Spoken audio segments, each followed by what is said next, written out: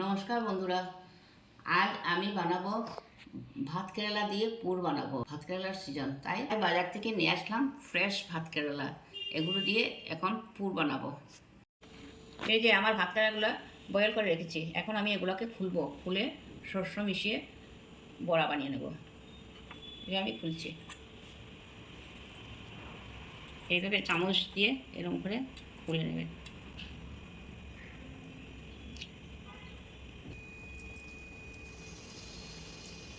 এখন এগুলো একটু চামচ দিয়ে ভেঙে দেব। এখন আমি এখানে শস্য আর কাঁচা লঙ্কা বেটে রেখেছি, ওটা দিয়ে দেব। তারপর নুন আর হলুদ দিয়ে দেব। ঝাল যেভাবে যে ভালোবাসো সেভাবে দিতে পারো। আমি এখানে কাঁচা লঙ্কা দিয়েছি, শস্যতে আমি কাঁচা লঙ্কা পিষে দিয়েছি। এটাতে আমি বেসন গুলে রেখেছি, বেসন আছে আর অল্প কর্নফ্লাওয়ার আছে আর হলুদ আর নুন আছে। এটা দিয়ে আমি বড়া বানাবো। এখন আমি এখানে শস্য আটা, কাঁচা লঙ্কা বাটা আর হলুদ আর নুন দিয়েছি। এখন আমি ওগুলোকে স্টাফিং করব।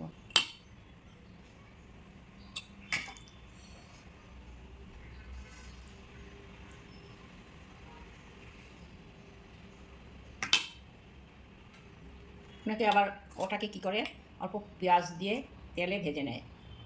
হ্যাঁ, ওরকমও করা যায়, কিন্তু আমি এরকম করছি না। আজ বৃহস্পতিবার নিরামিষ, তাই আমি সম্পূর্ণ ওটাকে নিরামিষে রেখেছি।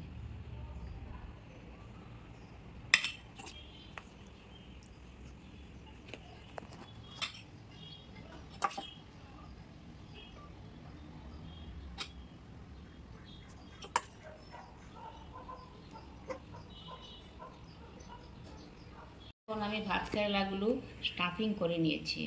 এখানে আমি নুন, হলুদ আর বেসন, অল্প কর্নফ্লাওয়ার দিয়ে গুলে রেখেছি। এটা দিয়ে আমি ওগুলো কাভার করে নেব। এদিকে এরকম করে কাভার করে নেব।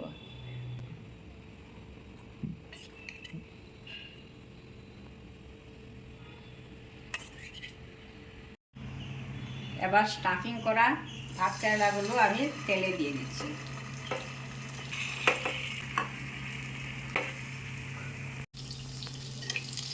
এখন আবার করে দিচ্ছি।